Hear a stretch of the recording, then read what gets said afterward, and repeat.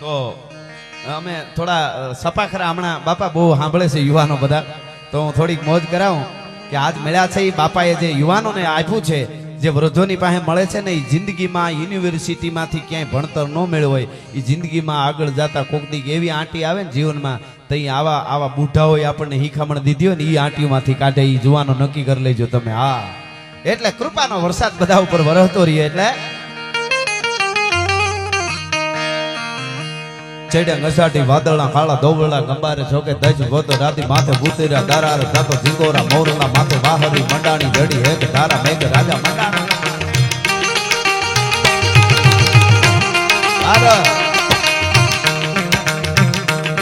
ચડ્યા ઘસાટી વાદળના કાળા દોબળા ગંબારે છોકે દજ ગોતો રાતી માથે ભૂતેરા દારાર જાતો ઝીંગોરા મોરલા માથે વાહરી મંડાણી જડી હેક ધારા મેઘ રાજા મંડાણા. કપાળ નકંડેરા નિંદ્ર બાળા ભડ બાળા પાણી બાળા હાથી હુંડ બાળા હાળા મંડાણા હિલોળ ગંડ નગા બાળા ફેંકા કાળા નદી નાળા ફાડી નગા આળા માથે ચાળા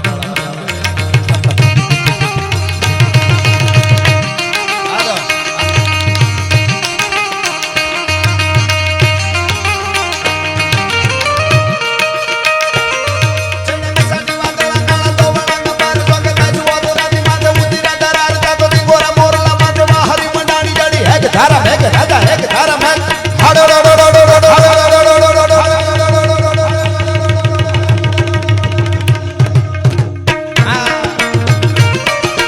એક ધારા મેઘ રાજા મંડાણા નો પાર તાતો પ્રખંડેરા નિદ્ર વાળા ભડ થાળા પાણી વાળા હાથી હુંડ વાળા કાળા મંડાણા હિલોળ ગંડ નગા વાળા ટીકા કાળા નદી નાળા ફાડી નાખ્યા હળા હળા.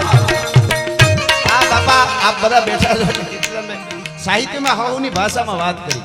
સોમા વરસાદ થયો ને ગુજરાતીમાં કેવું હોય કે ભારે વરસાદ પડ્યો, અને એની વાત શિષ્ય સાહિત્યમાં કેવું હોય તો ટપક ટપક પાણી પડે અને ઝાડનું પાંદડું હલે. ટપક ટપક પાણી પડે અને ઝાડનું પાંદડું હલે. શિષ્ય સાહિત્ય હવની જગ્યા હોય છે, એની જગ્યા એ બરાબર. લોક ઢાળમાં જવું હોય તો આવ્યો લાવ્યો લાવ્યો કટોરો લાવ્યો કાંગસી મારો સાહેબો લાવ્યો લીલી ઓઢણી. પણ એની વાત સપાખરામાં કરવી હોય ચારની સાહિત્યમાં તો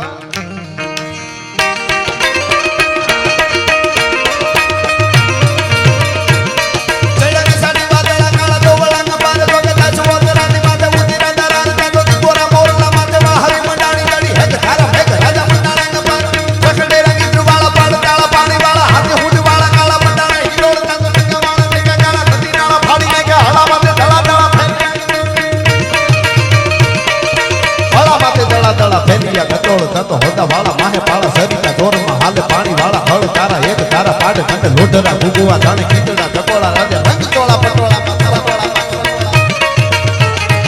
અને હિન્દુ શાલિગ્રામ મહારાણો પ્રતાપ આપણા ભારતને બચાવવા, હિન્દુસ્તાનને બચાવવા યુદ્ધના મેદાનમાં ઉતર્યો છે. અકબર સમંદર અથાહ એમાં ડૂબાણી સારી ધણી પણ મેવાડો તીડ માહ અમાણો કોયણ રાણો પ્રતાપ. અકબર ભોરિંગ અવથડ શેડવો દિયે સિકોટા એને કરે હાંડો કરમાળ અને પકડે રાણો પ્રતાપ. અકબર ખેર અંગાર જેની જાળે પ્રજળે જગત પણ માથે મેઘ મલ્હાર અમારો પ્રાછત રાણો પ્રતાપ છે. આજ બાપા બેઠા એટલે અમુક વાતો હું કહી દઉં. હવે મેં આખું ખૂબ વાંચ્યું, ખૂબ જાણ્યું. કીર્તિદાનભાઈ આપણે શોખ હોય ને તો દિલ્હી સલ્તનત જે કાંઈ અકબર ને હુમાય આપણે જો મેં પહેલેથી ચોખવટ કરી દીધી. આપણે કોઈ જ્ઞાતિ હારે વાંધો નથી, બધાય હરખા, બધાયને માન આપવાના સંસ્કાર આપણી સનાતન ધર્મએ આપણને આપ્યા છે. પણ જે નથી બાબર હુમાયુન અકબર સીધે સીધું ભણાવો ધ ગ્રેટ અકબર. હું તો અહીંયા દરેક હિન્દુ તરીકે ગૌરવ લેતા હોય ને તો કહું છું, પણ ક્ષત્રિયોને ખાસ કહું છું, અજીબો શાન શહેનશાહ ગીત કોઈ દી વગાડતા જ નહીં. લગ્નમાં તમને પાપ લાગશે. ચિત્તોડના સાકાને એકવાર વાંચજો, એમણે શું કર્યું છે. વધારે મારે સમય નથી એટલે ને કરું, એનો દાખલો આપો તમે આનું શું કામે. પણ એક વાત કહી દઉં, લાલ કિલ્લો અને કુતુબ મિનાર અને તાજમહેલ એ આપણું ભારતની ધરોહર છે, ગૌરવ છે. બહુ આપણે એનું ગૌરવ લઈ શકીએ. સાચી વાત છે, હોવું જ જોઈએ. અને એ હાથ અજેબામાં બધું આવતું હોય, સારી વાત છે. પણ બાપા એકલા રાણા કુંભાએ 32 દુર્ગ બનાવ્યા હતા, 32 કિલ્લા બનાવ્યા હતા. કોઈ શાસકે દુનિયામાં બનાવ્યા હોય તો કેજો મને. 32 દુર્ગ ઈ કોઈને ખબર નથી. ઠેઠ બપા રાવલ થી રાણા રાજસિંહ સુધી 1000 વર્ષ સુધી સંતન મેં કીધું 550 વર્ષ તો રક્ષણ કર્યું. ભારતનું. પણ 1000 વર્ષ સુધી કોઈની આધીનતા નથી સ્વીકારી એ રાજપૂતોએ. અને દરેકને હારે લઈને જેને જરૂર પડે ત્યારે અડધી રાતે ઊભું રહેવાનું, એનું નામ રાજપૂત. રાતના 1:30 વાગે દીકરી બજારમાં એકલી આવતી હોય અને કોઈ પૂછે કે ત્યારે ન નીકળાય બેટા, જમાનો ખરાબ છે, તો કે અમારા ગામમાં એક ઘર રાજપૂતનું છે, કોની તાકાત છે કે અમારા સામે ઊંચી આંખ કરી જોઈ શકે. એ જીવન છે ધધકતા લોહી જેને ધરતીમાંના ખોળામાં રેડ્યા છે. ટૂંકમાં ઈ મહારાણા પ્રતાપને એટલે મારે કોઈ યાર વિરોધ પણ એક છે, અકબર બાબર હુમાયુન અકબર જે મહાન છે એમાં થોડા અમારાને રહેવા દો તો સારું છે, કારણ કે અમે વાંચીને કહી છે. અને મેં હમણાં હું 3-4 મહિનાથી આ વાત કરું છું. અને હલ્દીના મેદાનમાં એક બોર્ડ હતું, મહારાણા પ્રતાપની 1576માં હાર થઈ એવું એક પાટિયું લગાડેલું હતું, એમાં બોર્ડ ઈ બોર્ડ હમણાં ફરી ગયો, આજ તકમાં આવ્યું હતું. મેં કીધું આપણે બોલીએ એની ધીરે ધીરે અસર તો થાય, એ સારું કહેવાય હો. હા, હજી મારે નાથદ્વારામાં મેં એક વાત કરી છે, તમે કહેતા રહેજો પાછા. હા, એમ નાથદ્વારા તો શ્રીનાથજી આપણો બાપ કહેવાય. એક વાત લઈ લો પછી પાછા અમે બે ભાઈ તમે કેમ કરશું. નાથદ્વારામાં ભગવાન કૃષ્ણ કન્યો ધર્મ માટે કેટલું થયું છે એ મારે કેવું છે. ધર્મ માટે જેટલા પૈસા, તન મન ધન, અને ધર્મ અને રાષ્ટ્ર એ બધું એક જ છે. રાષ્ટ્ર બચાવવું. બીજું અમે ઘણી વખત અમે કહેતા હોય કે આ દેશને પાકિસ્તાનને આમ કરી નાખું, ચાઇનાને આમ કરી નાખું, કરી જ નાખશું આપણે. પણ એ આપણા સેનાના યુવાનો સરહદ માથે ઊભા, એને એ કરવાનું. આપણે માલધારી હોય તો પશુપાલનમાં 18 કલાક કામ કરવું, ખેડૂત હોય તો ખેતરમાં કરવું, કલેક્ટર હોય તો એને કરવું, રાજકારણમાં હોય તો એને કરવું, હું તારલું વારકું બાર, એ બધાય 18 કલાક વળગી પડે ને. ચીન ને પાકિસ્તાન ગોત્યાય ન જડે. આ તરવારો આપણી સાચી છે. હા, અને દરેક જ્ઞાતિને જ્ઞાતિ ગૌરવ જરૂર હોવું જોઈએ, પણ એક જ્ઞાતિનો યુવાન અવાજ કરે અને 18 વર્ણ ઉભારી એને જ્ઞાતિ ગૌરવ કહેવાય ભલા માણસ. એટલે નાથદ્વારામાં જે શ્રીનાથજીની મૂર્તિ ભગવાન કૃષ્ણ કનૈયો જે બેઠા છે એની એક નાનકડી વાત મને આમ જોયું ત્યારે એમ થયું કે ઓહ, ધર્મ માટે આટલું બધું થયું છે. ઔરંગઝેબે હુકમ કર્યો તો કે આ મૂર્તિને તોડી નાખો, એનો ભગવાન ચમત્કાર બતાવે તો ભલે, નકર આ મૂર્તિને તમે તોડી નાખો. એ આખો હુકમ થયો તો એને. અને ઈ મૂર્તિ લઈને પૂજારીઓ ગોવર્ધન પર્વત મથુરામાંથી ભાગતા કોણ હંગરે વાહે કાળ જેવી જડબા ફાડતી મરણ મેવાડા અને પીઠિયા આવે પાણી ખૂંદતું. આફ્રિકાના જંગલમાંથી નીકળેલો ડેકારી નામનો અજગર શિકારને ભરડામાં લઈ ઔરંગઝેબની સેના ભરડામાં લેવા આવતી હતી. કોઈ ઊભું ન થયું. અને પૂજારીઓ છેલ્લે મેવાડની ધરતીમાં રાણા રાજસિંહની પાસે આવ્યા અને રાણા राजसिंह ने एटलू कीधु, अगर कृष्ण की मूर्ति को कुछ भी हुआ, खरोच भी हुई, तो हम सब आत्महत्या करके मर जाएंगे. અને તેથી રાણા રાજસિંહ બોલ્યો છે એને આપણે હાવ ભૂલી જઈએ તો કોઈ દી આપણે આગળ આવી નહીં. વાત પાકી ધરતીથી નિશાસા નાખે કે આ મૂર્તિ को बचा लो, कृष्ण को बचा लो, ठाकुर जी को बचा लो, श्रीनाथ जी को बचा लो, तो श्रीनाथ जी हमको बचाएंगे. અને રાણા રાજસિંહ ઊભો થયો અને એણે કીધું કે જબ તક મેરે 1 લાખ રાજપૂતों के सर नहीं कट जाते तब तक ये मूर्ति को कुछ भी नहीं होगा. તમે વિચાર તો કરો. અને મેવાડ ને મારવાડ ટૂંકમાં વાર્તા નથી કરતો, હું ખાલી જાણકારી આપું. વાર્તા તો જબરજસ્ત થાય. એક જગ્યાએ મારો પ્રોગ્રામ હતો, બગડા સટી બોલાવી 10 મિનિટ તો શેઠ ઊભા થઈ ગયા, પરસેવે રેપજે. મેં કીધું કેમ શેઠ મજા ન હોય? મને કે એકચ્યુઅલી આવડો અવાજ ન સાંભળ્યો હોય, મારું બીપી વધી ગયું કે પોચું બોલો. હવે આમાં પોચું ક્યાં છે? કીર્તિભાઈ ફૂંકારો ખાય તો હારી સાચી ઓલી જાય અમુકની. હા, બેહવા મળે, દબાણ થવા મળે છાતીમાં. એટલે એને મારવાડની સેના અને મેવાડ દુર્ગાદાસ રાઠોડ. હવે હું તો એમ કહું છું કે મહારાણા પ્રતાપને શિવાજી ભાગ્યશાળી છે કે થોડી ખબર છે. આપણા બાળકોને પૂછો દુર્ગાદાસ રાઠોડ કોણ. જે દુર્ગાદાસ રાઠોડનું ચિત્ર રાણા રાજસિંહ અને દુર્ગાદાસ રાઠોડ અને શિવાજી એનું ચિત્ર ઔરંગઝેબને બતાવવામાં આવ્યું હતું. દુર્ગાદાસ રાઠોડ અને શિવાજી એનું ચિત્ર ઔરંગઝેબને બતાવ્યું હતું બેયનું ભેગું. તો ઔરંગઝેબ એમ બોલેલો કે વો એક શિવાજી મહારાજ છે ને સિંહાસન પર બેઠેલું ચિત્ર હતું, દુર્ગાદાસ રાઠોડ ઘોડા ઉપર બેઠા હતા. અને બેય ચિત્ર જ્યારે જોયા ત્યારે ઔરંગઝેબે કીધું હતું જો સિંહાસન પર बैठा है उसको तो मैं जैसे वैसे करके संभाल लूंगा, मगर जो घोड़े पे बैठा है इसने मेरी नींद हराम कर दी है. दुर्गादास राठौड़ ઈ જ્યારે અજીતને બચાવવા માટે દિલ્હીથી નીકળ્યા ત્યારે 500 પરિવાર. હવે કોઈને લાગે કે તમે ઇતિહાસનો જૂની હું લઈને બેઠા છો તો અમારે મૂળ આગળ વધવું નથી, કહી દઈશ અમારે 21મી સદીમાં જવું જ નથી, પણ અમારે આ જોઈ છે.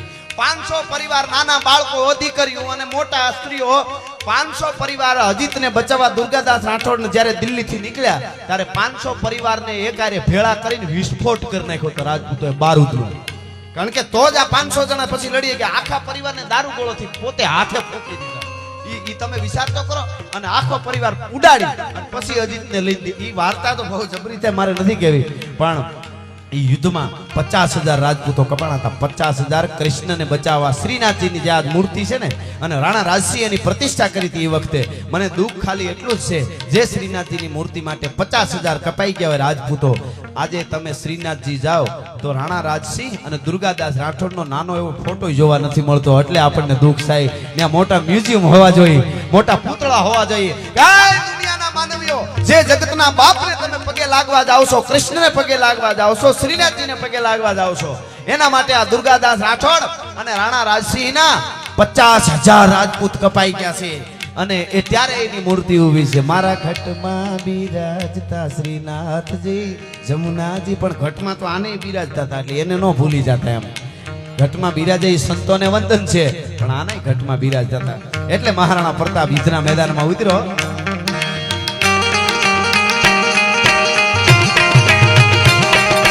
હલ્દી મેદાન માથે યવનોની ફોજ સામે વરવાને હાલ્યા શાહી મોગલોની ફોજ માથે એકલો થાટકો રાણો હટકો એકતા વિના ટોપુના મંડાણ માંડ્યા રાજપૂતી ફોજ માથે ટોપુના મંડાણ માંડ્યા રાજપૂતી ફોજ માથે તોય લડ્યા નર બંકા મહાદેવ નામ ધારી મહાદેવ.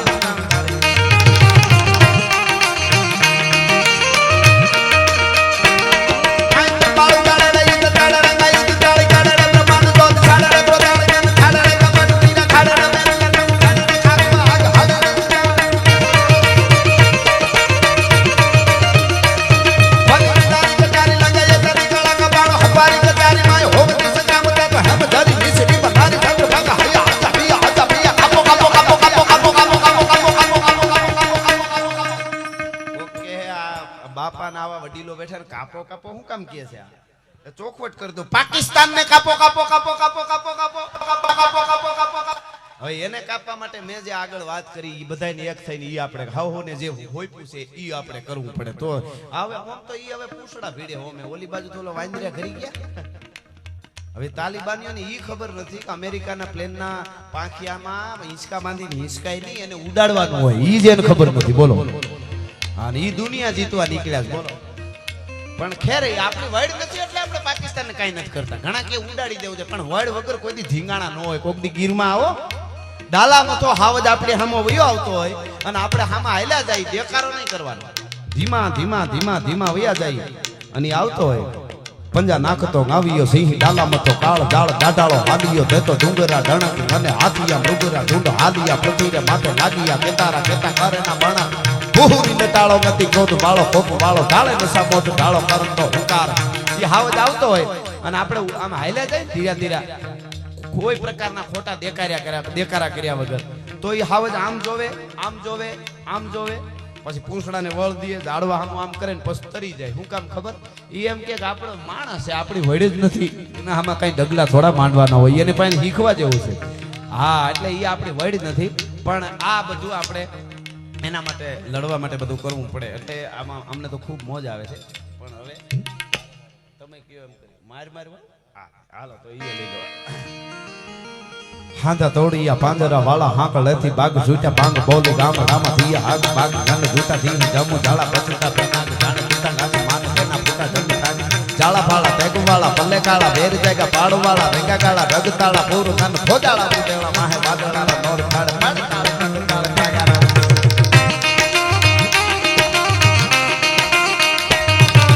વડે તાળી બંદુ કાળ કાગારણ દૂર ગન ઠેકાણા જણકી કડી જાણકી પાકરા કડી જાણકી જરદા હાક ઉઠિયા કે તારકન રાણી કી સિંધુવારા ધણકી ઉઠિયા રોગા ધણકી મામલે હુરા કરે મારે મારે કરા હનુમાન ધોમ વાને લંકા ડાળા જેમો આજા બેરી હુંડા વાળા ગાળા તોડી આવે.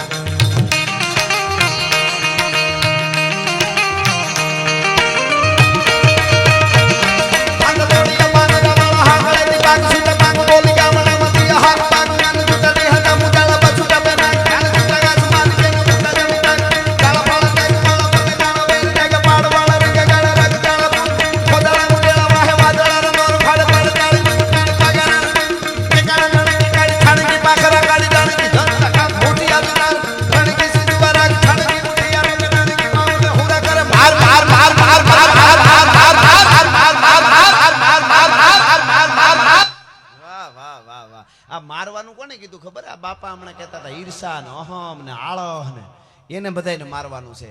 એટલે એ બધું મરી જાય ને એટલે આપણે જીવી જાય એવું છે. આ ઘણું બધું છે પણ આપણે સમય પ્રમાણે